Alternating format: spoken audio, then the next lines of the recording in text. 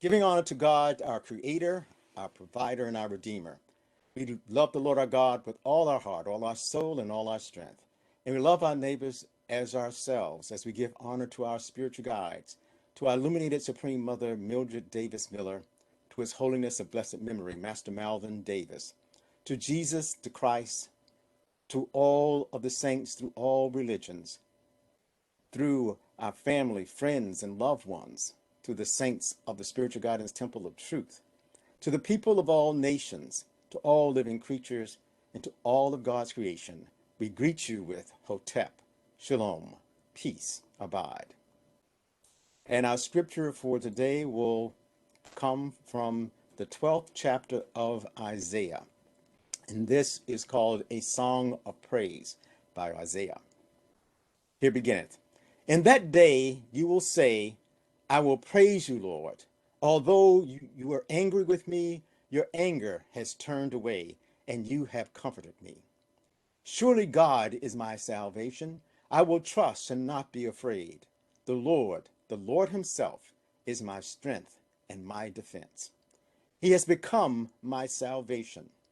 With joy you will draw water from the wells of salvation. In the day you will say, give praise to the Lord, proclaim his name, make known among the nations what he has done, and proclaim that his name is exalted. Sing to the Lord, for he has done glorious things. Let this be known to all the world. Shout aloud and sing for joy, people of Zion, for great is the Holy One of Israel among us. I've read the 12th chapter of the book of Isaiah in the name of God the Father, God the Son, and God the Blessed Mother. Amen, amen, amen. And now I'd like you to repeat with me the Lord's Prayer. And please keep your mics muted so we don't interrupt each other, but here beginneth. Our Father which art in heaven, hallowed be thy name. Thy kingdom come, thy will be done in earth as it is in heaven. Give us this day our daily bread, and forgive us our debts as we forgive our debtors. And lead us not into temptation, but deliver us from evil. For thine is the kingdom, the power, and the glory, forever and ever. Amen, amen, amen. And now our song is True-Hearted, Wholehearted. And the first line of the song, well, in this song, there is a brief introduction that I think it plays over the words, King of our lives, by thy grace we will be. And then it starts with the words true-hearted, wholehearted.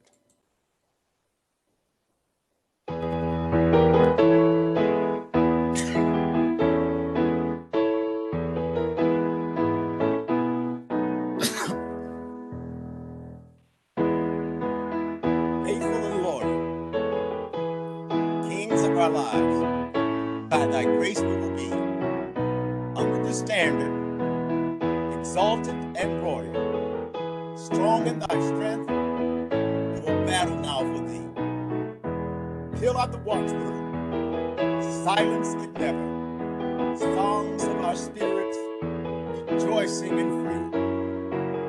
Fill out the watchword, loyal forever, kings of our lives, by thy grace we will be. Okay, thank you for joining us for that meditation. For that song.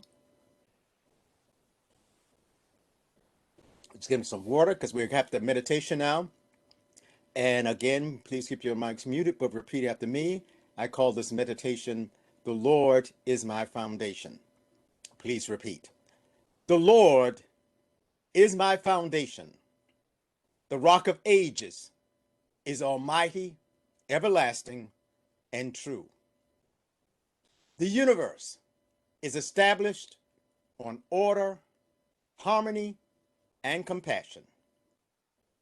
God's love always shines through. Thank you, Lord, for your abundant blessings. All glory goes to you. Amen, amen, amen. So that ends our devotional part of our service. Our lesson for today is going to be a message from our Supreme Father, Marshall Davis Sr. So this is our September message, and I call it Facing Life with Truth. And that comes from one of the lines in the message. It talks about truth several times, but it says, express divine compassion to others and aid them in facing life with truth rather than falsehood. Help them to open their minds and hearts to the unadulterated truth. So it even saying when you're working with others, try to get them to learn how to face life with truth. And of course, for yourself, learn to face life with truth and that unadulterated truth. But the truth, when it says unadulterated, that means that it's pure. It's not mixed in with stuff. It's not a half truth. It's not a truth that's kind of bent to be in your favor. You have to face the truth of life and do it in a way that it balances. So that's one of the things we're going to be talking about is getting a very strong foundation in understanding what we mean by the truth. And for this lesson, for the symbol within the graphic, for those who can see the screen, I know we don't have anyone here, but later someone might be looking at the screen, and you will be able to see an ancient Egyptian symbol, which is called the ostrich feather. And that ostrich feather is a symbol they use for the truth. Because in Egyptian language, they would use pictures as words and symbols. It could be a picture could indicate a letter of the alphabet. It could indicate multiple letters of the alphabet. It could indicate a sound. It can indicate an object. So you could draw an ostrich feather, and there would be a mark they would put on it to let you know that this time I'm really talking about the ostrich feather. But it would also be a way of saying truth and talking about the truth. And more, and the ostrich feather was more a symbol of the religious concept of the truth.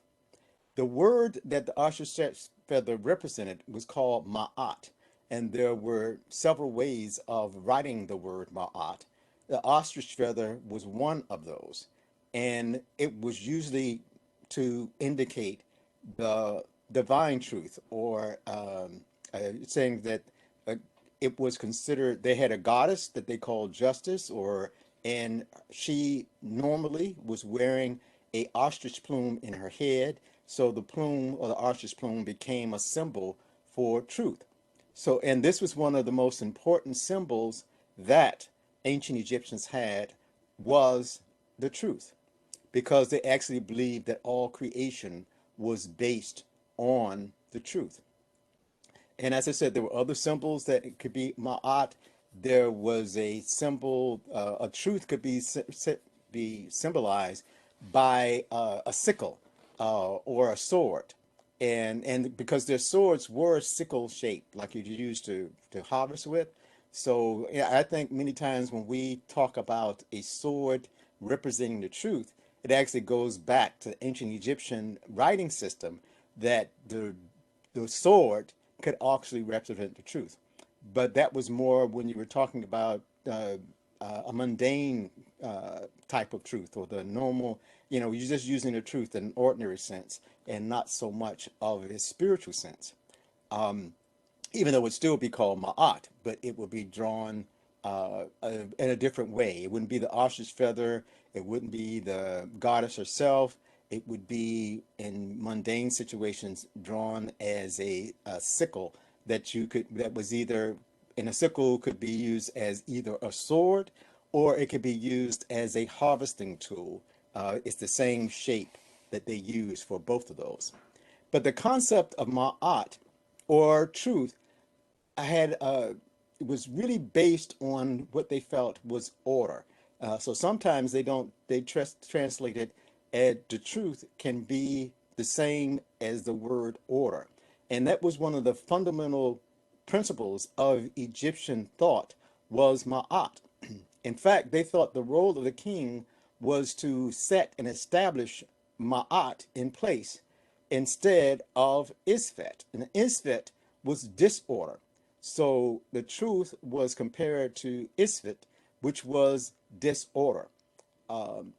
and that it was actually the king had the chief role on making sure that a truth, a order, was established in the kingdom.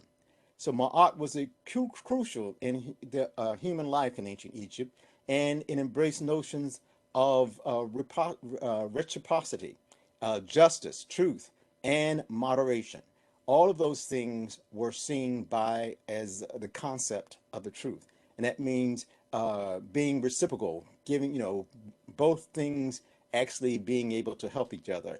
Their concept of justice was based on the truth, on the symbol ma'at, and so it was truth. It was about harmony and moderation, and moderation actually meant doing things at their best level. A lot of times we think of moderation, we just think about not doing just doing it a little bit, but truth, another word that they would use sometime for the truth and the deities associated with, was the scale. So we're saying when you do things in the right scale or do it the right measurement. So it's like a measuring tool. So you had to measure.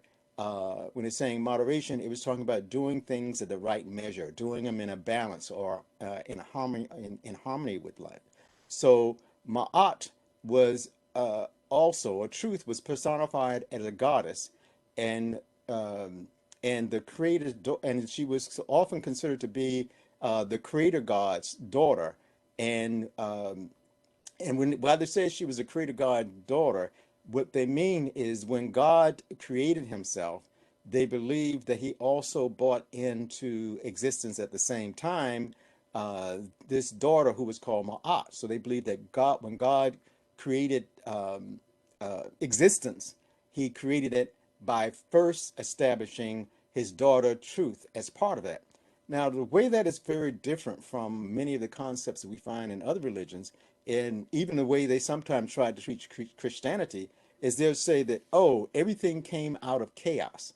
And chaos actually normally represents disorder. So but for the Egyptians, that was not logical.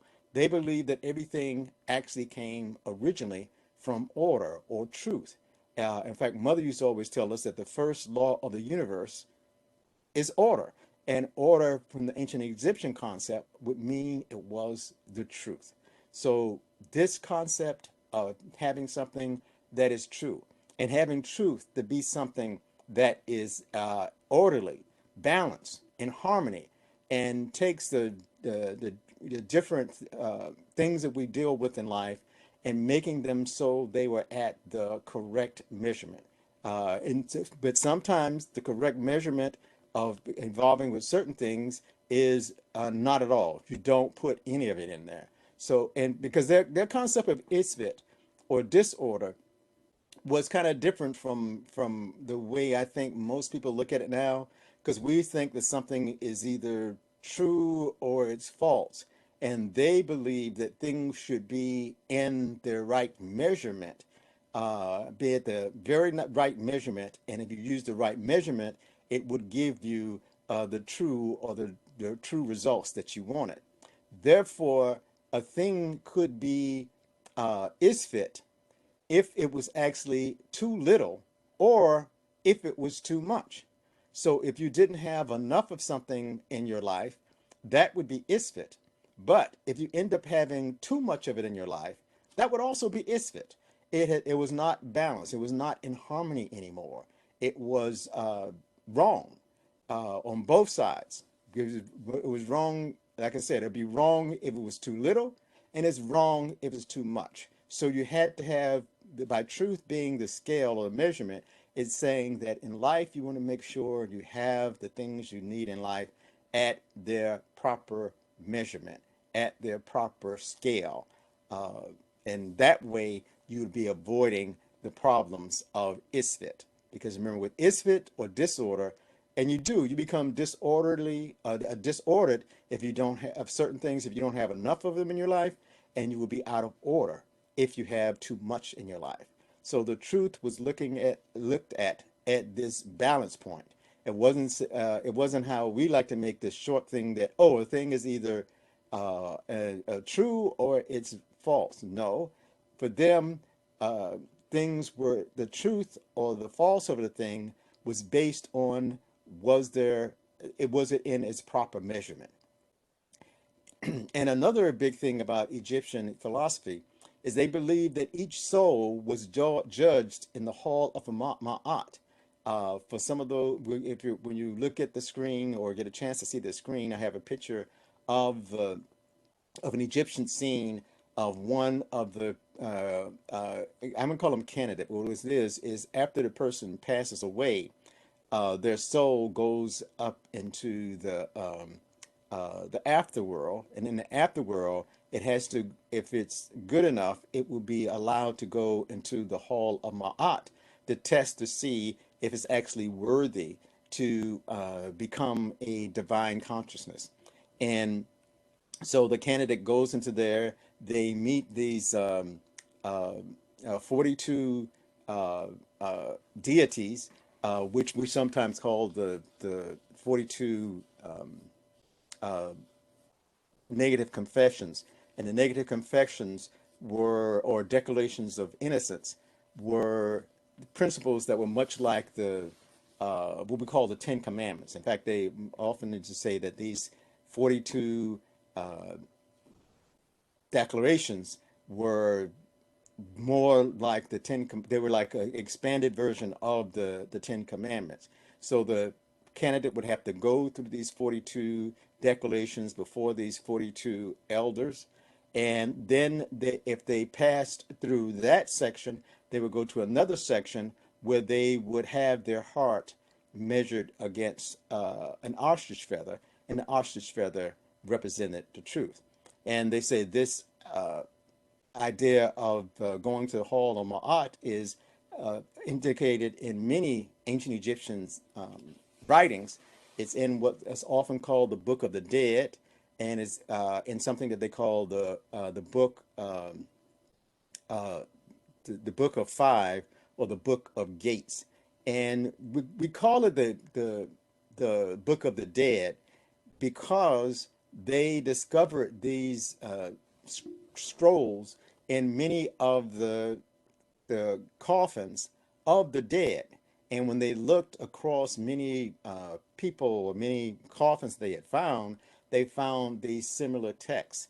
And they took lines from the text. They weren't exactly the same in each case, but there were similar things in each one of these texts. And so they kind of pieced them together from sections to put together and kind of came up with saying because these texts were in the coffin with dead people, they call it the Book of the Dead. And because they believed when they died that they wanted these principles in with their coffins. And in this scene, what they have is where they show the part where there is a scale, and that scale is called Ma'at and has a picture of a woman with an ostrich feather on her head, that the heart would be weighed against another ostrich feather. So on the scale on one side, there would be a symbol for the person's heart, and the heart represented their conscience. They were not talking about they took out the physical heart of the person. They talked about that spirit that was in the heart, which was that person's conscience. And that conscience would be weighed up against an ostrich feather on the scale. And the scale represented balance and justice. And I'm reading here from a site that's called Ancient Egyptian Online. And it says, if the heart was heavier than the feather because they had failed to live a balanced life by the principles of Ma'at, the heart was either thrown into a lake of fire or devoured by a fearsome deity known as Amet. If, however, the heart balanced with the feather of Ma'at, they could pass the test and gain eternal life. At certain time, and saying that there were certain other divine principles that were shown as deities that had, like Osiris sometimes in judgment, Tahuti sometimes in judgment, but it was always a scale in the scene, and that scale always represented Ma'at. But it was saying that this idea of that person who had died, who now become a candidate to be able to go into the halls of Ma'at, the hall of truth, to have his soul tested to see if he would be allowed to become a divine being, if he'll be allowed to go into the higher planes at that death. But all of it was based on measuring his heart against the truth. Now I know they always say that if the heart was heavier, but if you actually think about Egyptian concepts, they were actually trying to see, did it balance. Uh, so because we think of a feather as being light, we always think that that meant that your heart had to be as light as a feather. But since the heart represents truth, not just a physical feather, it would means that you would try to see if you were true of heart, just like the song we sang about true hearted. It was trying to see if that person was true hearted. And the reason I mentioned that is because your heart may have ended up being too light. It might not have had enough in it when it went and compared it to the truth, or it may have had too many things adulterated into it or put into it that took it that made it heavier than the truth. But so, and that's why I mentioned that their idea of isfit had both ways, that you can either be too little or too much. So if you actually go by the what Egyptians said about their philosophy on measuring things, their philosophies on the truth, that you could have actually had a heart that had not been active enough, not done enough things, or one that had put too many things in your life by the time you passed away, that it was not balanced with the truth. But if it had got to the point where it could actually balance with the truth and show that that person was being truthful, then that person could go on. Another concept that I often even think about is this was after, or that measuring of the heart seemed to be always after you had faced these whether we call them the negative confessions or the declarations of innocence, or um, uh, an expansion of the Ten Commandments. Uh, it would to me the scene kind of showed that you would test it, because when it's called a negative confessions or the declaration of penitence, it would be something like um, I did not. Well, same like the Ten Commandments. Read ones, but like I did not steal. I did not cause water to flow when it was not supposed to flow. If I was the Pharaoh, and he would have all these things that they would say that they were doing to these entities.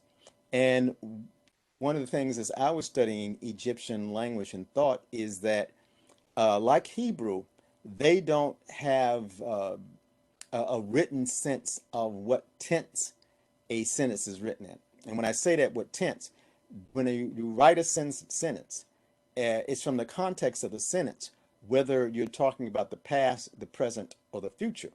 So, and it's funny when people translate the confessions from Egyptians, they always translate it as "I have not."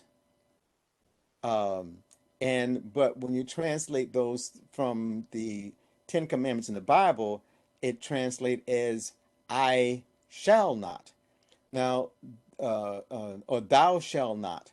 Now, the way that those two statements are different, but remember, both in Hebrew and ancient Egyptian, the tense is not shown in written language. You have to go by the understanding of it.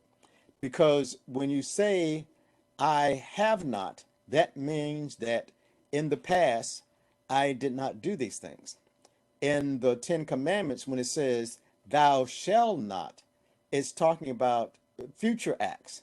It says, when God was talking to the people of Israel and giving them the commandments, it was saying, it's translated as thou shalt not, because from their context, they're saying that, oh, this is not talking about what you have done in the past.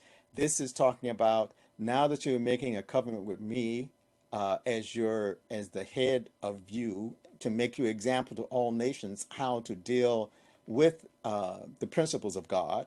You shall not do these things. So it was more talked about in the future tense. And I bring that up because it makes me wonder, are we getting the context of what the ancient Egyptians were saying wrong? We're saying that it's a negative impression that the person who was surpassed was to go before these 42 principles and say that I have not done these things, or is they going is are they going before these 42 principles and saying I um, I shall not do these things. And the reason I think I shall not is they believe that the candidate that went through these principles would actually be made like a deity helping in the heavens. And from that context, to me, it is more important to know that that person in the future is not going to violate the will of God when they get into this higher position, not so much being interested in what they had, things that they had done in their past life. And I know some people say, oh, they must have talked about both, but is that really feasible? Or is that really the most important things? What the person has not done, or what they shall not do if they are given the opportunity to become a part of the divine consciousness. I think it's more important that they are saying that they shall not do these things. And because and just saying it was not enough for them, because after they said that I shall not do these things, then the candidate was taken to a scale to see if their heart was being true after they said that they shall not do these things. To me, the scene of judging the heart to see if that person's consciousness was really steadfast in the declarations that it had made, that then you would measure that person's heart and say, oh, yes, you said the right things as you were going through the 42 principles, but now we have a device to actually measure your heart to see if you really, really mean this. And if you really, really do mean this, then we will let you pass. Because in many of the scenes I mentioned that they sometimes had the god Tahuti, who was like their scribe and had everything written down. It would test, or here it would look at at the scrolls that had written about you, to try to see if you had the word, or your words were and I've forgotten the term, but something like ma'at. If you had in your life been a person who had kept your word, not so much if you'd done those things, but if you were a person that they could trust that what came out of your mouth was the truth. And if it showed that you were that type of person, then Tahuti would say, yes, this person, I've looked over this thing, and that person is telling the truth about what they're saying. And if that person passed that, they would either be allowed to go to the next chamber where they would become a divine being, or they would either go into the lake of fire or be devoured by this animal that was called Amet. So, to this concept of the truth being a very important part of how you live your life, that you want to live your life so that you are saying that the words out of your mouth, that when you say yes, it means yes. When you say no, it means no, is a way that the divine will see if you're ready to go on to the higher realms of consciousness. So so we're about to go into the message. So any questions or comments about the ancient Egyptian concept of the truth?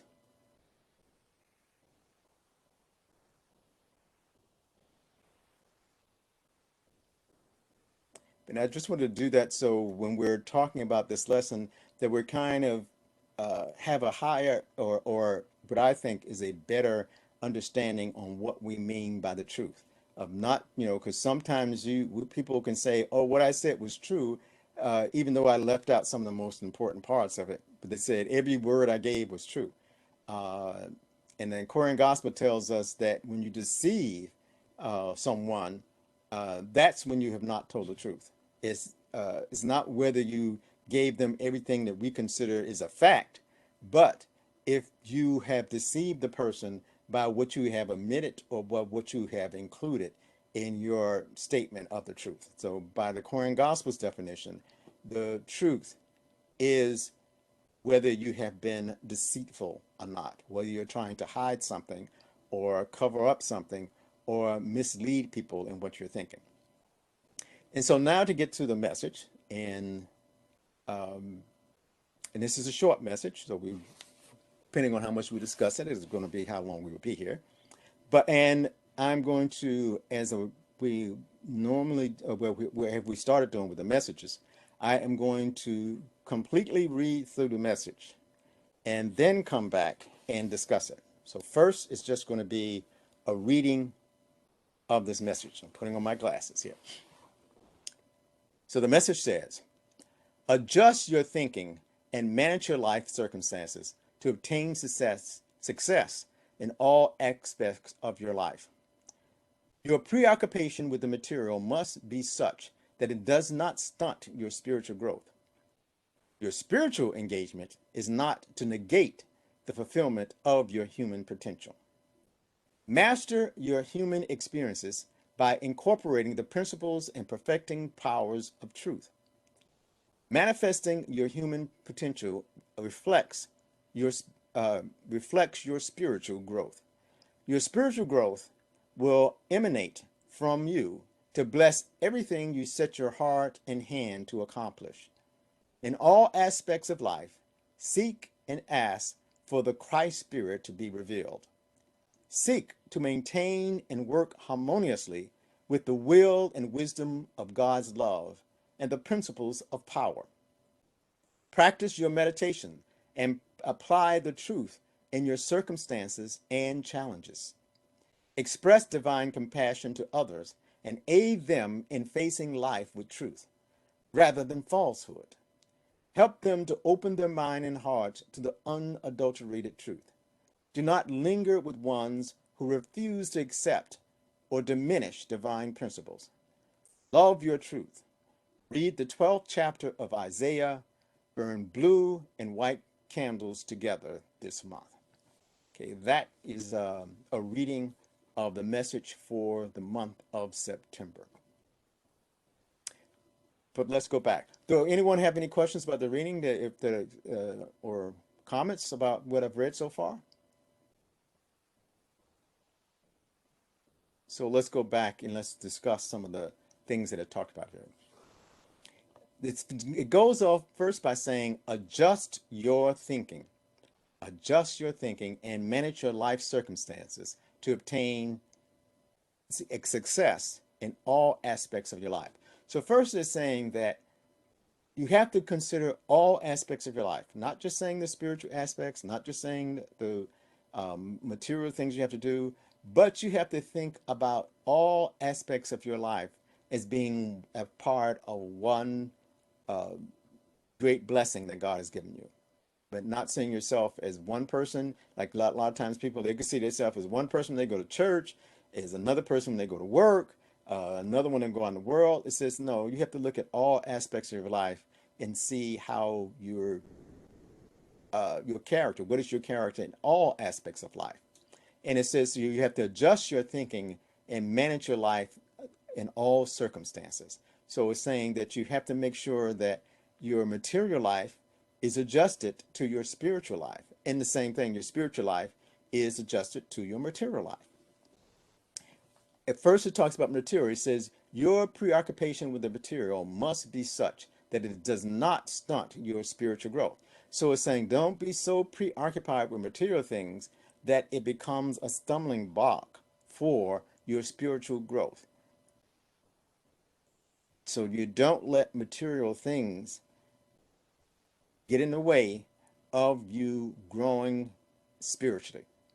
But then it goes on to say, your spiritual engagement is not to negate the fulfillment of your human potential. So here is saying the other side of it. It's already saying that your material life should not stunt your spiritual growth, but it also saying that your spiritual engagement should not negate the things that you have to fulfill in your human potential. So it means some of these material things that you have to do as a human, you shouldn't use the spiritual life as an excuse not to get these things done. It means that you need to be both spiritually and materially engaged in manifesting God's truth, because God created them both. In fact, we believe that material is just the spiritual in a slower growth form. But so the things that you have to perform materially are in I wouldn't say just as important, but they are also important. And you can't use your spiritual engagement to say that, oh no, I don't have to fulfill these human things. I don't even have to fulfill my human potential. The things I can do materially, I'll just let my spiritual things take over. You are to be able, ought to be able to learn how to apply yourself in both of them and in your life. It goes on to say, master your human experiences by incorporating the principles and perfecting powers of the truth. So it's saying when you're in the material and you're having experiences, you're supposed to be trying to, in, they were talking about in school, they were always saying you need to infuse Black history into all subjects, and they never really did it. But as a spiritual person, you're actually supposed to be infusing or including divine principles and perfecting powers of truth in everything you do, in every experience, where you consider that experience spiritual or material. You're supposed to be trying to incorporate the divine principles and perfecting powers of the truth in them. So the truth needs to be a part of all of it. And remember, when we're saying truth here, we're talking about are you applying the laws of order?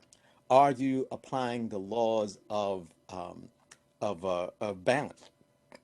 Are you doing things in the right measure, the right amount of them in those things? That's why I went over all of those concepts about the Egyptian concept of the truth. So when we're saying that when you're trying to include the truth in all of your human experiences, you have to understand what we're talking about. We're not just, you're talking about doing things in order, doing things with balance, doing things where you try to bring about harmony. And if you start looking at the truth as being, oh, not just am I following just some principles, but am I, because a lot of times on a job you're saying, am I doing what they, the minimum of what they required of me, and you can say that I'm being true. But the but the spirit tells you to excel in everything you do, to be encouraged and try to be the best. I know in the temple they would always tell us you need to try to be the best at whatever you do. And you always should be striving for your best. That means you should always be striving for excellence. So even if your job just says that you can get by with just doing a little bit, you want to say, but can I do better than that? Am I capable of doing more than that? Am I holding myself back when I am just doing up to that level, when I know that I can give more or I can do something more to this? So it says that you need to imply those powers of the truth and those principles in everything you do.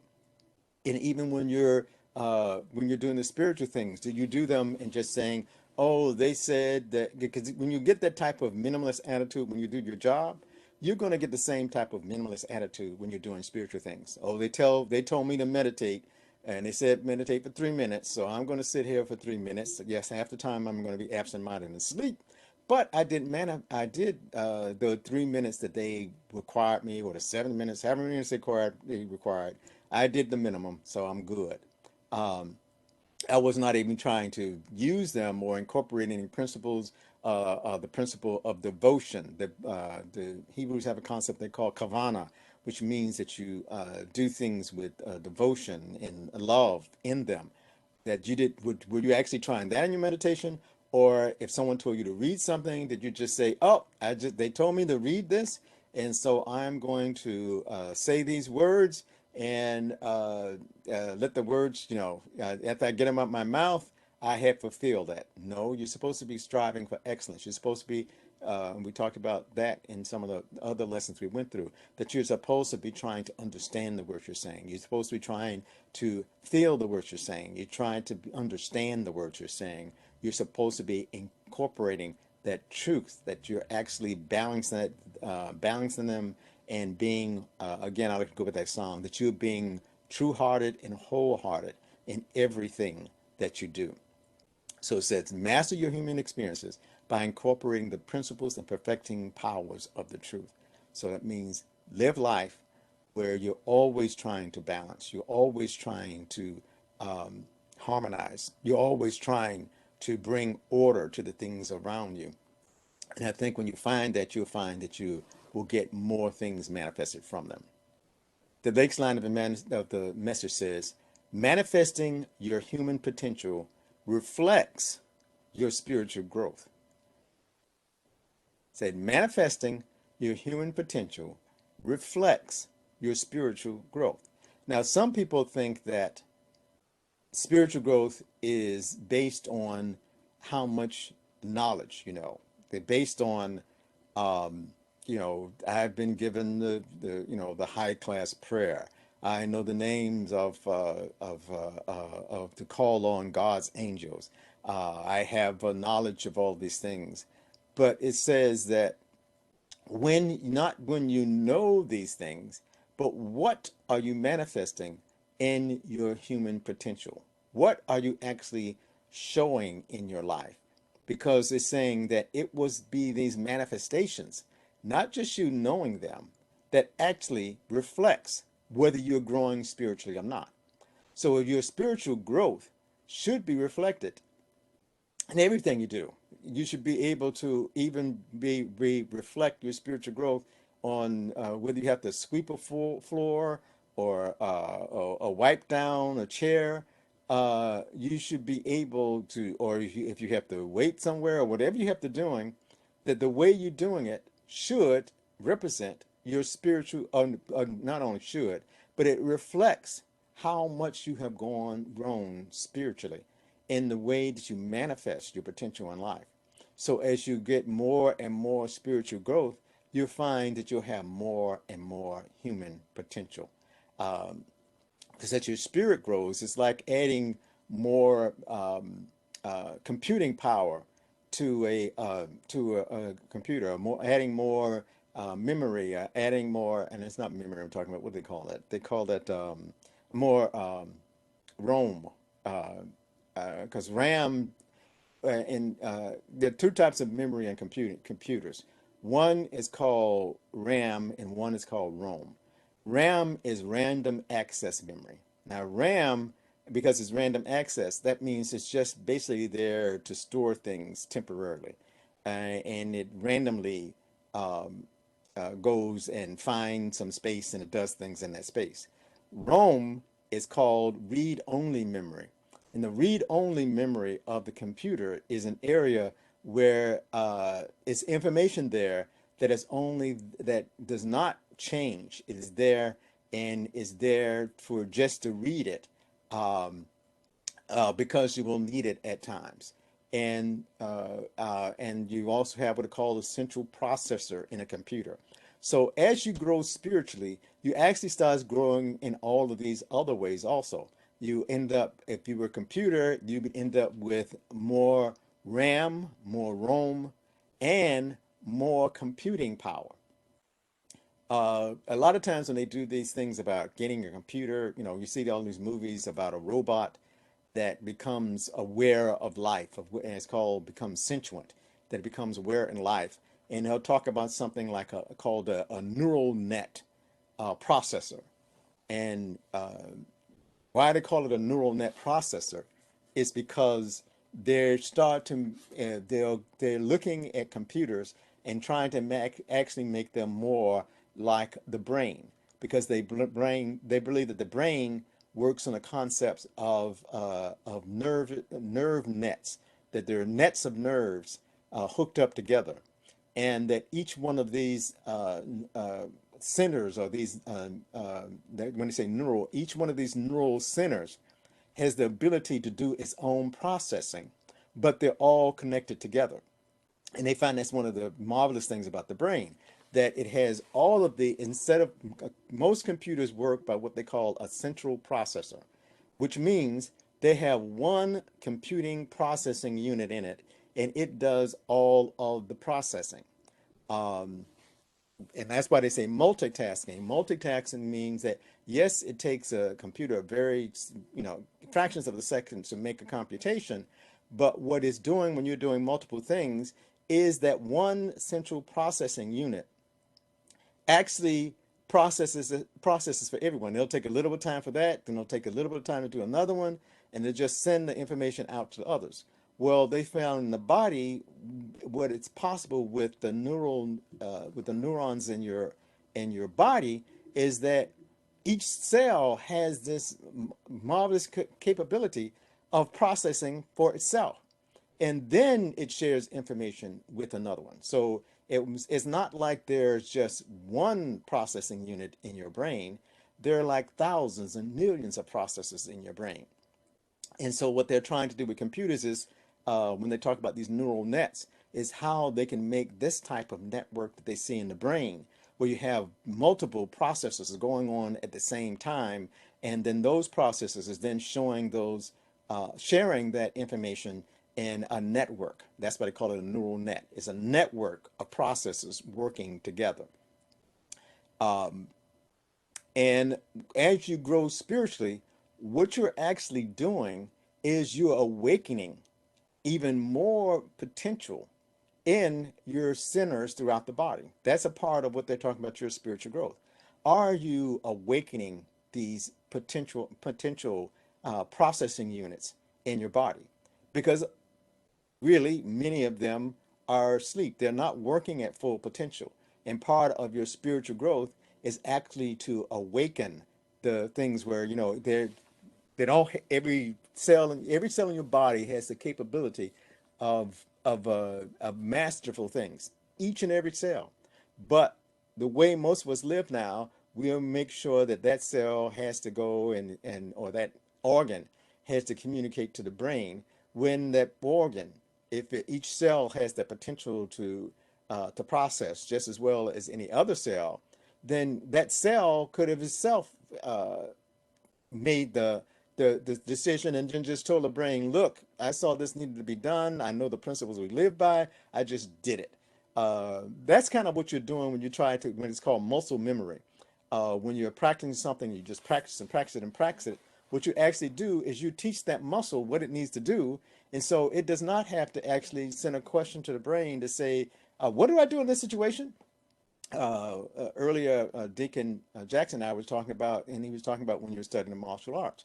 Martial arts, one of the things you do when you're practicing this thing is you're trying to give yourself muscle memory. You're trying to get yourself that when you see someone trying to throw a blow at you, that your body just immediately reacts to it with the proper form, the proper angle that it's using, and the proper defense tactic. But you want it to be so much a part of you. It's almost like a habit inside of you that your body almost does it without taking time to say, oh, I see this thing coming at me. Let me give this information to the brain, and it's going to coordinate it with the eye, and it's going to, everybody's going to come into a big meeting, and we're going to decide what we should do about this person is about to punch me in the face. Um, and but because you've done this muscle memory, and it's like very quickly that the part of you that says, oh no, this is coming at me, we don't need to process this. What we need to do is this special technique that you've been practicing in class for ages. Well, spiritual growth is the same way, that you want to awaken these the spiritual potential within you, so that those potentials will just act automatically. So when you come with challenges in life and you face things, because many of the traps that we get to in life, and we go over them over and over again. They say one definition of an idiot is a person that tries the same tactic that didn't work before, and they'll just do it again. And many times that we're doing this same thing in our lives because we won't allow our spirit to awaken to the truth that we will not recognize. And because when a person is doing that, that means that they haven't recognized that this is the same problem they had before. They had it, that answer didn't work last time, so let's come up with another one. Well, when you start awakening the spirit within you, you start awakening some of that potential to be able to compute and work these things out. So you want to have your human experiences start reflecting your spiritual growth. As your spirit grows and has more potential to manifest things, more potential to find the blessings, and the blessings by finding the harmony, finding the order of things, processing the order of things. As you grow spiritually, you'll find out that that you awaken potentials within you that can see these things and react to these things very quickly because you have awakened them. So even when you're saying we're meditating and you're meditating on the your forehead and your third eye, you're actually trying to spiritually awaken up the potential of that third eye so that it will be able to see and spiritually react to things quicker. And again, going back to ancient Egyptian thought, that when they showed an eye, that it actually represented all of the senses. The eye just was sort of like a symbol for your ability to perceive things. So even though we're saying that you are working on your third eye, from the ancient concept of the eye, is saying you are working on your ability to perceive. And if you would start to perceive things better and clearer, and when I say perceive, I mean all things we consider to be senses. You will be able to then to be able to smell when something is right. You'll be able to feel when something is right. You'll be able to hear when something is right. It will increase your sensibilities so that even though we just call it an eye, we're talking about actually your spiritual ability to process things and understand things and to react to things. So it does all of that. But manifesting your human potential will actually be a reflection of your spiritual growth. To go on, the lesson says your spiritual growth will emanate from you to bless everything you set your heart and hand to accomplish. So again, it's saying as you grow spiritually, it's not just supposed to help you with spiritual things. It's supposed to be able to help you with anything that you set your heart and hand to accomplish. You're just not trying to be, get these spiritual blessings. So, it just in spiritual things I will be blessed. It said no, it will emanate in everything that you set your heart and hand to. It'll be able to start helping you in all walks of life, in everything you get involved in as you grow spiritually. For us, that spirit of truth means that you actually grow in your potential to accomplish everything. The lesson goes on to say, in all aspects of life, seek and ask for the Christ spirit to be revealed. So it means that, just don't say that, just when I think it's something that's related to church or it's related to my mind or no, everything that you do in life, you can seek and ask for the Christ spirit to be revealed. Reveal what is the Christ spirit involved in, like I said, in everything you do. How is it manifesting the principles of the Christ? One of the reasons why we have in our lessons we have defined and ordered and put an order to all types of things. Talking about the different types of energy, talking about the different manifestations of energy. When I say different types of energy, when we start talking about whether it's the elements, whether it's fire, water, earth, or air. We're actually doing that not just so you can work with spiritual things, but when you can start seeing the spirit of that Christ, the spirit of the fire of Christ, the spirit of the water of Christ, the spirit of the air that comes from the Christ spirit, the spirit of when you see the earth, that you will actually have that become to awaken in all aspects of your life. So whatever you're working with in life, it will let you know which of those principles that you're working with. That's when we look at those elements from our spiritual sense, that we will look at them as being certain things that, saying, when you're talking about fire and then you start talking about, water, and you talk about emotions and you talk about fire and you're talking about the person's spirit or active dynamic principles in things. What did that have to do with fire?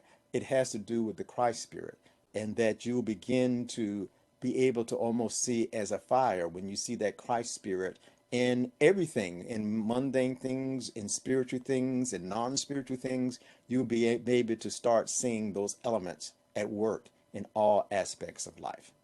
So it says that in all aspects of life, seek and ask. Because when you start working with the Christ, you can ask and seek the answers to everything that you're involved in life from that Christ. But as you learn to awaken those principles and you have symbols and concepts in your mind to process them with, you can start to see them clear.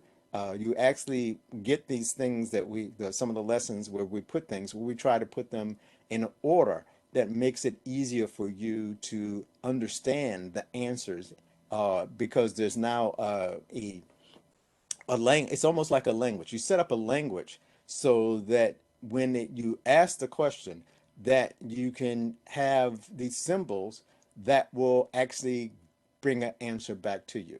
Because what good is seeking and asking a question and you don't have an established language to understand when the answer comes back?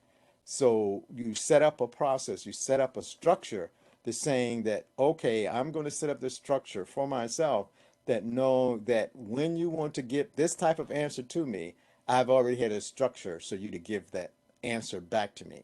So you want to, with your spiritual learning, and kind of when I'm talking about that, it kind of reminds me of the book that Father Marshall just put out, that it's about astrology. When we look at astrology, we don't look at it as, oh, this is something that has been pressed upon you when you're born in a certain sign, that you just react to those certain things. No, we're saying that everybody is under all signs, and we need to learn that language of how things can be orderly put out into 12 divisions so that we can understand those 12 divisions better, so that we can see when things are working within a specific division of it. When I say a specific division, when things are working more in a Virgo-like way, since we're coming into September, when things are working more in a Leo-like way, when things are working more in a Libra-like way,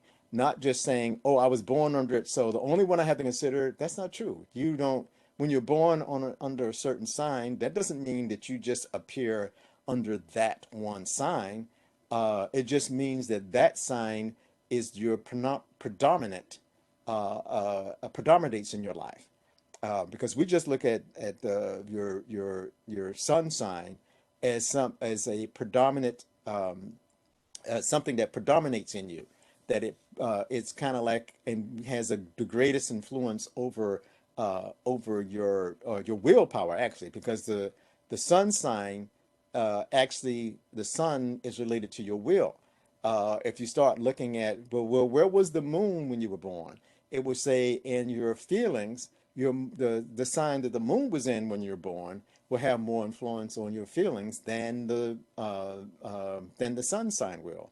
But because the will is such a strong factor in everybody's existence, the sun sign gives you a great understanding of how the person is, a great indication. Not that it's set in stone, but it gives you a great indication of how a person is going to apply their will to certain circumstances.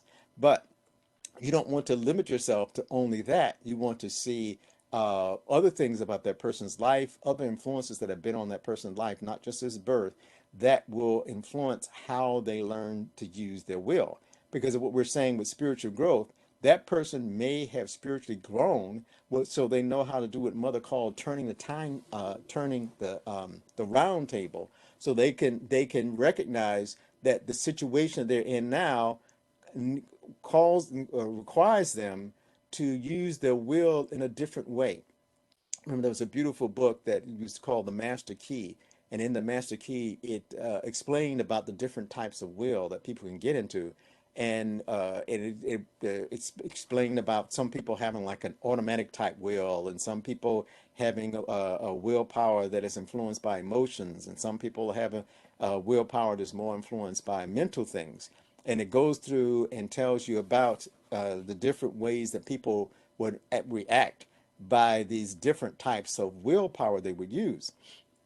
But then at the end of the discussion, it says, when it starts to say, which one should you try to go for? And it tells you you need to learn how to master them all, because there are some circumstances where, even though they talked about an automatron type of will, where some people are just so automatic that something happens, they do it. There are times in your life when you need to be like that automatron, that you need to just do things automatically. The time is you're under the time pressure and the other restraints that are happening at that time, that sometimes you need that. So we're saying that you really should be learn how to understand the different types of will, so you would know how to apply them in different circumstances. And once you learn all of them and how and when all of them need to be applied, that will help you to grow spiritually, because then you'll be using the best type of will for the circumstances that are there on your plate then, and not do this. What most of us try to do is we just go back to our fallback. Like we'll go back to whatever our sun sign is, and saying that, oh, we'll just use the will that has been influenced us by a sun sign, and we will use that in all circumstances. If you get stuck in that, and that's what we don't learn astrology to get stuck in a sign. We learn astrology to learn how to master life, and master life by being able to see the different things you need to apply to different times. So Supreme Father Marshall's book about astrology is actually looking at astrology from that standpoint. And when I looked, and I haven't gone deeply into it yet, some things have been happening, and I really want to save it for another time to read it, especially when I get to my 52 days. And 52 days after your birthday, that 52 days after your birthday that are an auspicious time to study and read things.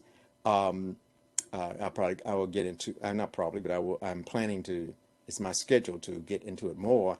But when I just did the glance that I did at it, it's really a prayer book. It's full of prayers. Prayers relate to each sign of the zodiac and working with them. And meaning that at the different times of the year, you can use that to find the prayers that will help you, because we also believe that at different times of year, that different aspects of that spirit predominate, so that you can actually infuse yourself with that particular type of consciousness during that type of a year. And he has prayers in this book on astrology. Yes, he has a part of each section that explains to you about the sign in general, explains to you about different aspects of the sign. But after it goes through that, then it goes into prayers that deal with those different aspects of that sign. So you can use that to help you in prayers, or even if saying, you can use it as saying, oh, I'm working with this person, and yes, I know their birth date, and I know that often when they're doing things in their life that they react to a certain principle that deals with that sign.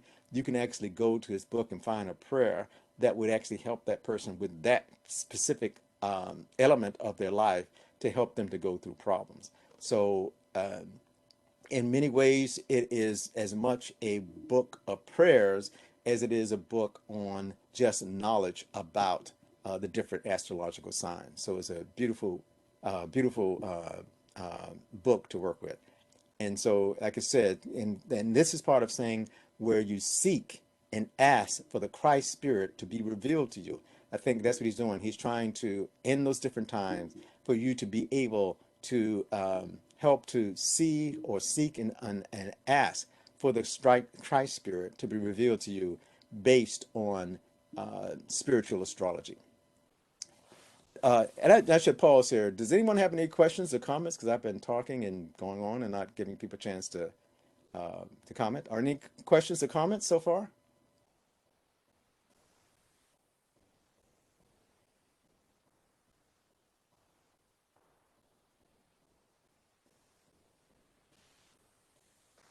I was taking a drink of water. I'm sorry. Okay, so let's go on. But seeking the Christ Spirit to be revealed. It says, seek to manifest and work harmoniously with the will and wisdom of God's love and the principles of power.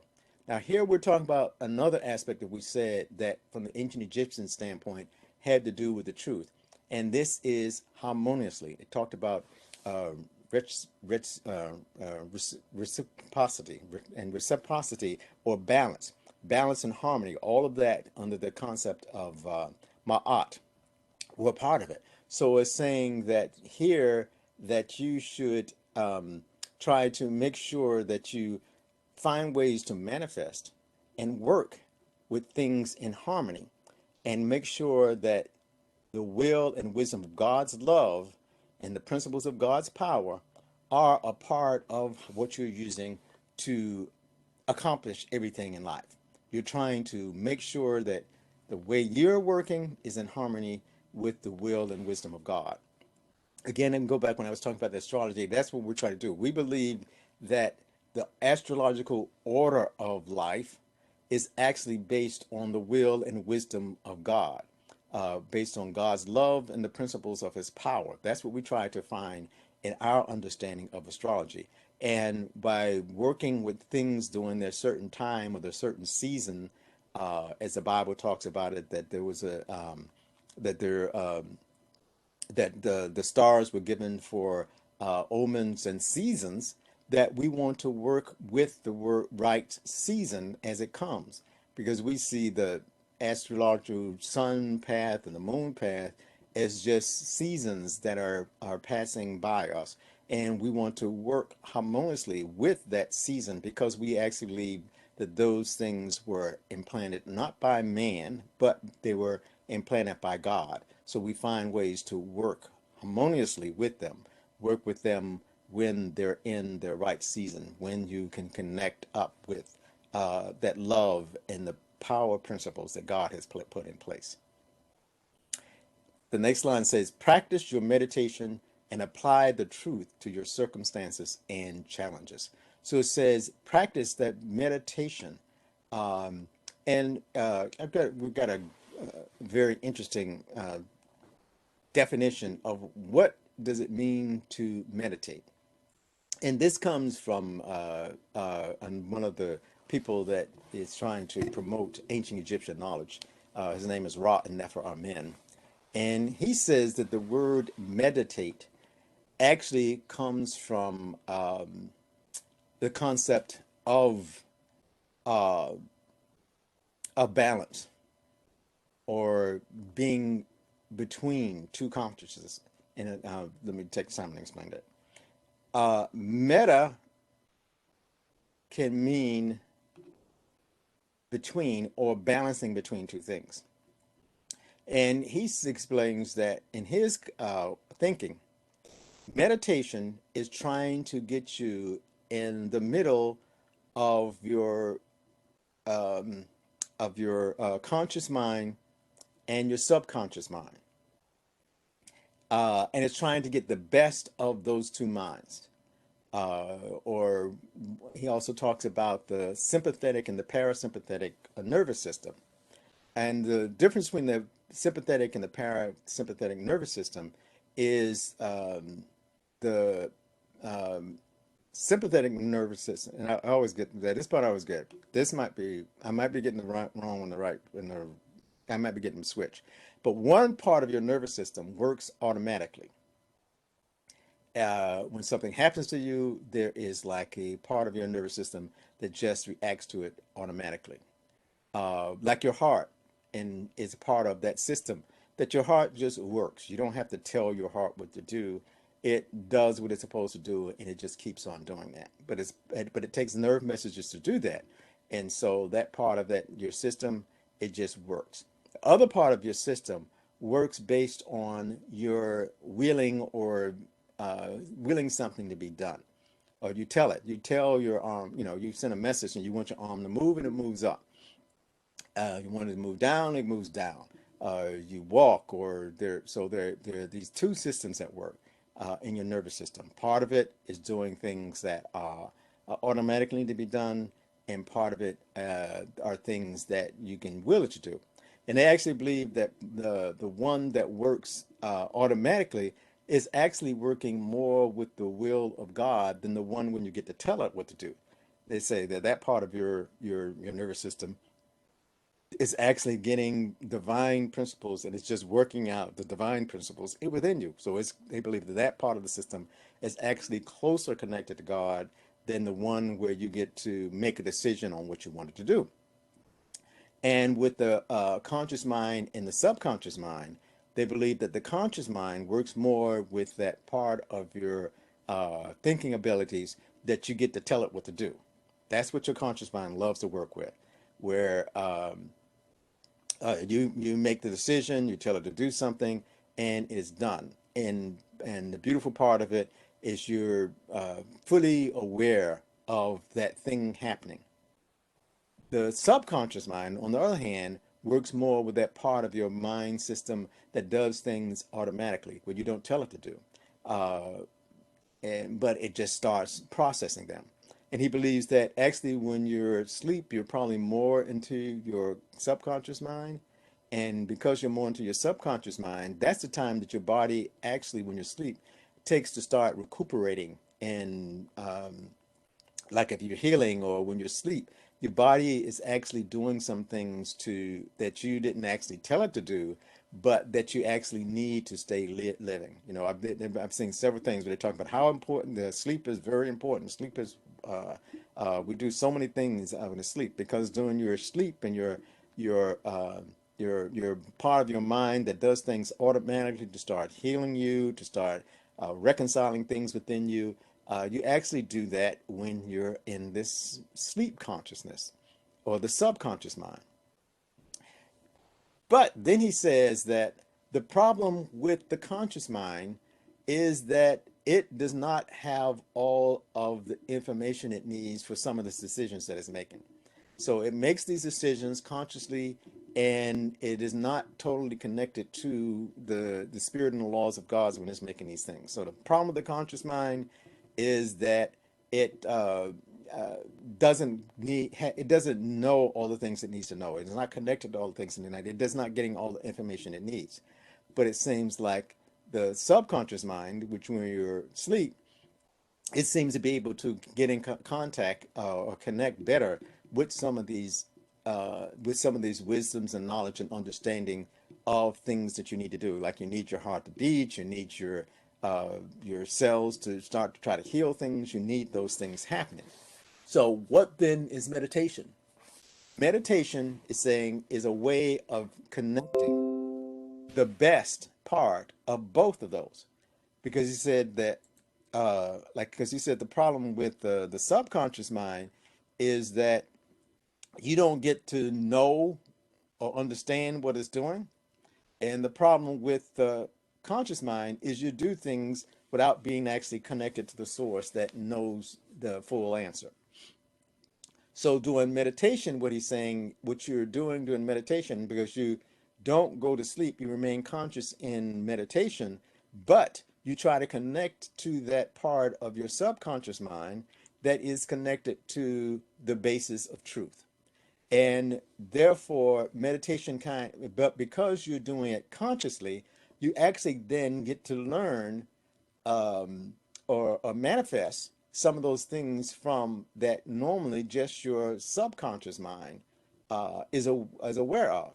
So that meditation helps to mediate between the two.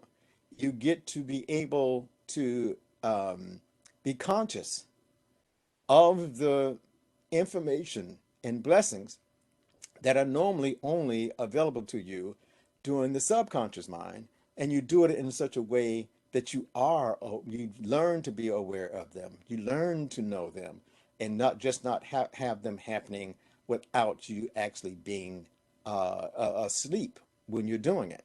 So meditation, as he explains it, is this medium point, this area between the two consciousnesses, or connecting those consciousness together, so you get the best of both of them. You get the infinite source of wisdom that is a part of the subconscious mind, but you get to be able to actually to consciously experience it as part of the conscious mind.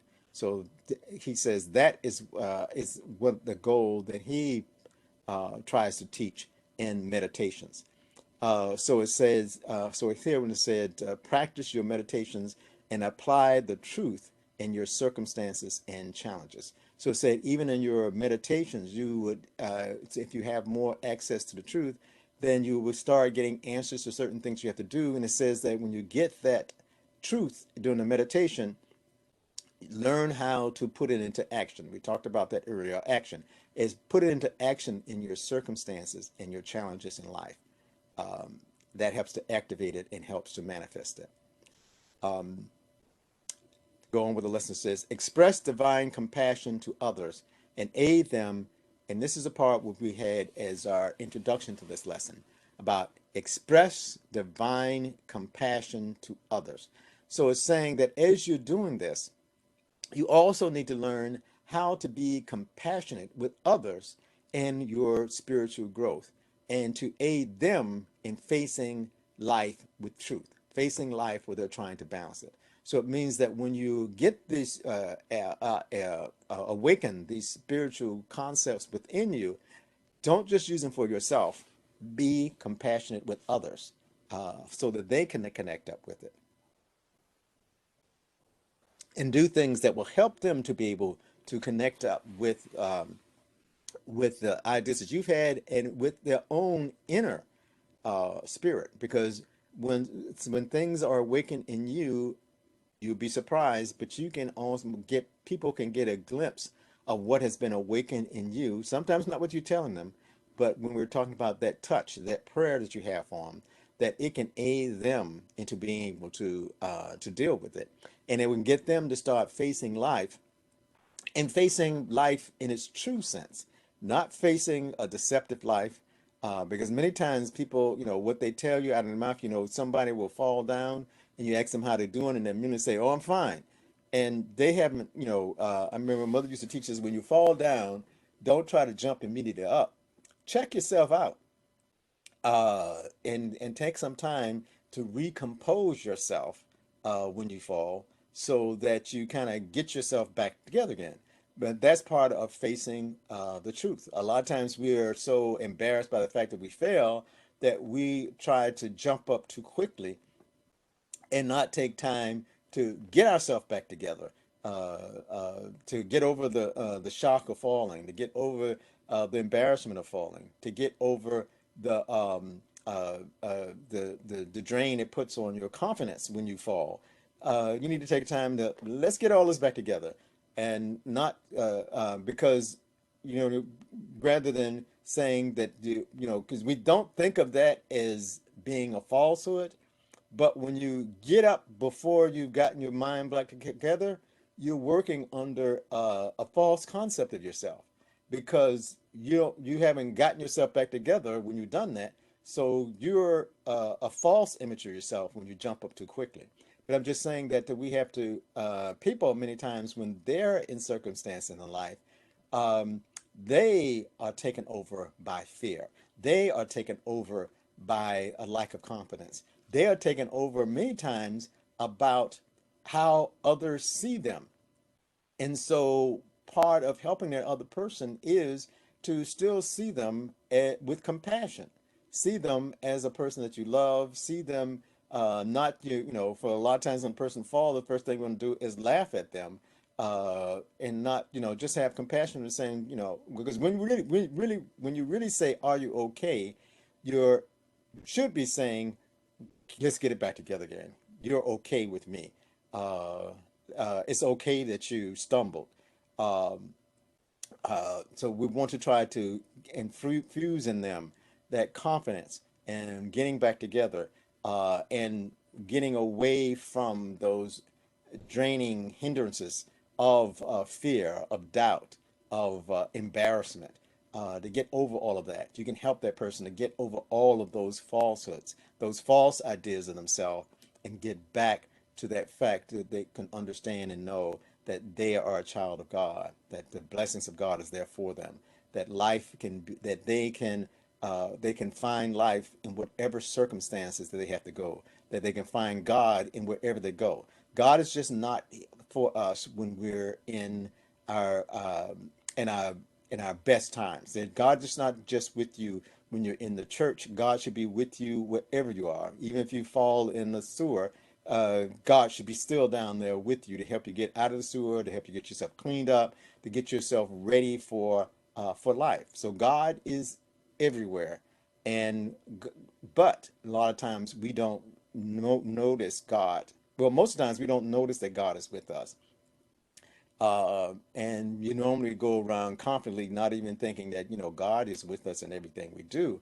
But then when the person runs into a problem, then they start recognizing, oh, I haven't really, I've been kind of fooling myself that I'm this great and wonderful thing, because when God, you are a great and wonderful thing, but you're a great and wonderful thing because of God. So help to be compassionate to others and aid them to face the truth, because once you face the truth about things, um, you'll be in a better position to deal with life. So face everything with truth and know that, like I said before, take that spirit of Christ and have it being revealed to you in whatever the truth is about your situation. But don't get too caught up in just saying, "Oh, I'm fine." When you do make time to gather yourself back together, get back on to get into that idea that I am going to go through this with God, and because I'm going through it with God, I am going to be fine. The last, I think this is the last line. No, it's a couple more lines. It says, "Help them to open their minds and hearts to the unadulterated truth." Remember, accept the truth of what you're going through in life, but accept the full truth that what you're going through in life, you're going through it as a child of God. So you don't have to try to, and because a lot of times we think, oh, if we're sick, that we have done something to stop God from loving us, and that is never true. God never stops loving you. I was even thinking the other day that a lot of times we think that even in the prayer that we had in the 12th chapter, saying that how uh, you know, there was a time when God almost like showed anger against you, so that He was displeased with you. But even God's anger does not mean that God has stopped loving you. And parents know this sometimes. You can get angry with a child, but it doesn't mean that you stop loving the child. Sometimes the reason that you're angry with them is because you love them and they seem to be going down a path that you wish they had avoided. So don't think just because God is angry with someone, or he doesn't like what they're doing, that God has then stopped loving them. Um, and what we do to do that is we would always say that, oh, uh, I'm not being blessed, but I don't want anybody to know it, so I'm going to make it seem like I'm doing fine. Well, you don't have to do that with God. God knows when you're being rewarded for things and when you're being uh, uh, uh, chastised for things. So we can deal with when we're chastised for things and not just try to have this adultery saying, "Oh, I'm fine, I'm wonderful." Um, that's why I say it's don't get confused by some of the things people say about positive thinking. I know Mother Loretta often brings to us about positive thinking, and it is one of the most beautiful things you can do in your life. But don't get it like one of my cousins would say, don't get it twisted. You don't have to try to adulterate the truth to make your statements positive. The positive part of it is that we are children of God. God is always with us. When we go through good circumstances, when we go through bad circumstances, God is with us. That's the unadulterated truth. But when you try to start making it seem that you're being blessed when you're being chastised, that is not the unadulterated truth. When you try to try to look at the sometimes people, it's called rose colored glasses. When you're looking at everything with rose colored glasses, that everything looks fine, means sometimes you're not looking at the true color of what's around you. You're not trying to meditate on what you need to really have revealed in your life. So and especially when they start talking about being positive, and they talk about never use negative terms. As I say that, uh, to me, when you say don't smoke, even though it's a negative term, it has a negative in it, doesn't mean it is a positive statement. It is a very positive, uplifting statement to tell a person don't smoke. To me, that's positive. to try to get them saying, they say, oh, no, you're telling them to be smoke free, to do that. Yes, all those things still at the same time, but sometimes you need that good, honest uh, negative in it. Even with the Ten Commandments, there are negative statements. Thou shalt not is a negative statement. But what it's telling you to do is a very positive thing. It's very positive thing in your life to do not lie. That is a very positive statement. So we have to learn what is the right way to be positive, not just trying to make it where we're not using the word not, and then saying if we don't use not or a negative concept, then we're being positive.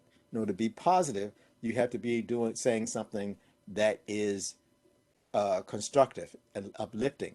It's going to actually build what it needs to build.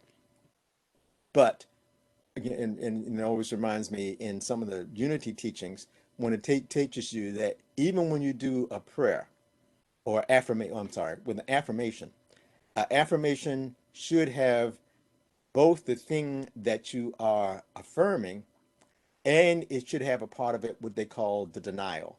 What are you denying when you are uh, affirming? So a part of your affirmation should be what you're denying.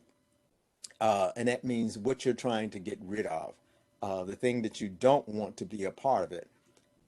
And that's actually a way to achieve the balance of the thing, that you know both what you are trying to achieve and you know the things that will deny you from getting them. So you need that balance as part of it. You need that affirmation, and with that affirmation, you need that denial. It's like many times when you pray for a person for health, are you actually to praying for them to be freed from fear? Because you can pray for a person to be healthy, but sometimes the fear, the doubt, the anguish of going through that thing will actually block their blessing. And so it's just like Jesus said, we have in Jesus where he talks about, and in the Lord's Prayer, where it says, lead us not into temptation. Why would he put that? Because he has the part in there that give us our daily bread, but I want to deny getting it if I have to go into temptation to get it. So it's a part of it that telling you what you actually want to affirm, what you want to ask for, but making sure you have a part in there saying, but let me not fool myself in believing that I have to go into temptation or something deny. So it's a denial part of the Lord's Prayer, just as it is a petition for something great in it. So we just have to learn that the right way of being positive about our life. But you can be positive about life and not adulterate the truth while you're doing it. Not to try to uh, uh, neglect the truth of the situation to be a positive in what you're doing. Because now it's saying, because this giving us a part to about a denial, it says, do not linger with ones who refuse to accept or diminish divine principles. That means that here, remember, this is a not, this is a denial. That if you're going to start working with the truth, you have to watch yourself from being around ones who refuse to accept and diminish truth principles, because you do begin to um, uh, pick up their diminished in attitude. You do uh, uh, getting it all mixed up. So it's saying, don't linger with them. Take your time to do what. It doesn't say that don't you won't be around them, but it says don't take time to stay around them if they refuse to accept or diminish divine principles. Give your divine principle and keep on going. Because a lot of times if you stay them too long, you'll end up shaking your own ideas of truth. Because this last line does say, love your truth. Love your truth. So, in all the things about you, learn how to have that love, that desire, that longing to be with the truth. Because when I think about loving, it's saying you need to have that desire that in everything you do, you want to have the truth with you. You want the truth to come around you. You want to attract and love to attract the truth to you. And you can do that so much by just loving the truth you have. And you love it by using those truth principles, using balance, saying, how can I bring balance to this? How can I bring order to this situation? How can I bring compassion and love to this situation? Is when you start to show your love for the truth. And then the final lines, which are just instructions, said to read the 12th chapter of Isaiah, burn blue and white candles together this month. And that is the lesson. So, any comments or questions?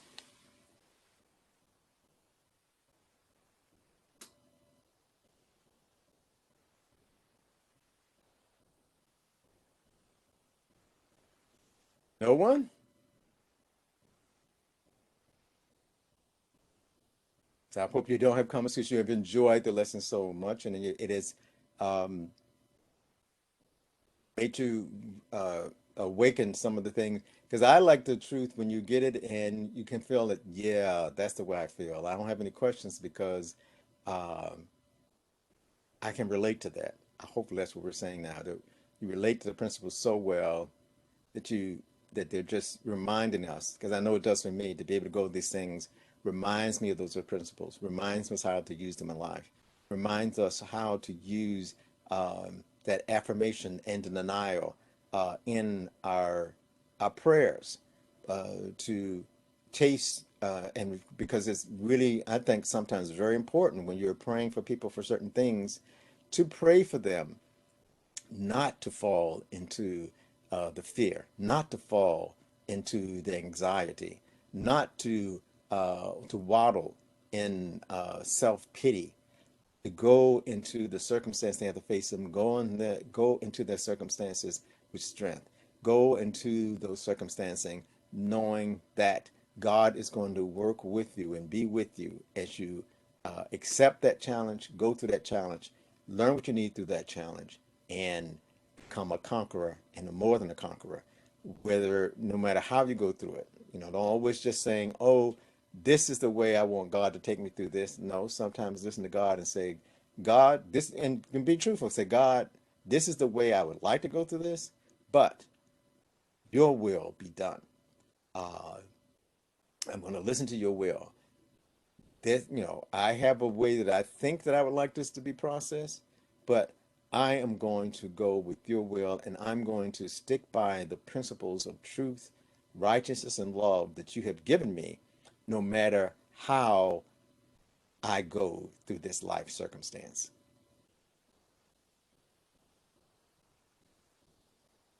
So again, if there are any other thoughts, just go ahead. I'd like to repeat the message that we're using from our Supreme Mother is that I shall thank and praise God for his understanding.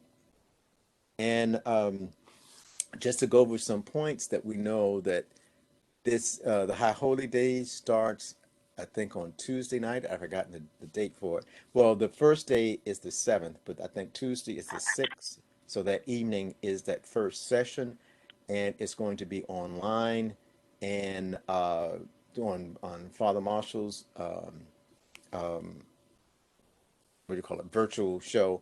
So be ready for Tuesday night to begin, and during the High Holy Days, every one of the 10 days, there is a beautiful message to bring out for it, where we work with a variety of God's angels and his spirits and incorporate them into that opening of the books of life during that time. Do you have any other comments?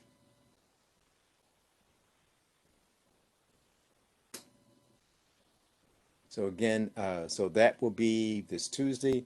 We're also going to, and on the 14th, we'll be having a service at the temple. We're finishing up the construction things and getting that place ready for having a service there. The place looks, it's beautiful inside. With the work we've have done there, we're still working to finish some of the things up. So I think when you get to see the new look, and we do have some work we need to do on the chairs. We don't have as many chairs as before because some of those chairs had been through a lot now. We had to get rid of some. And the ones we have are,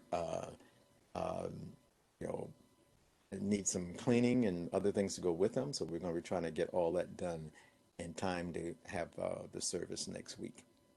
But thank you for being with us.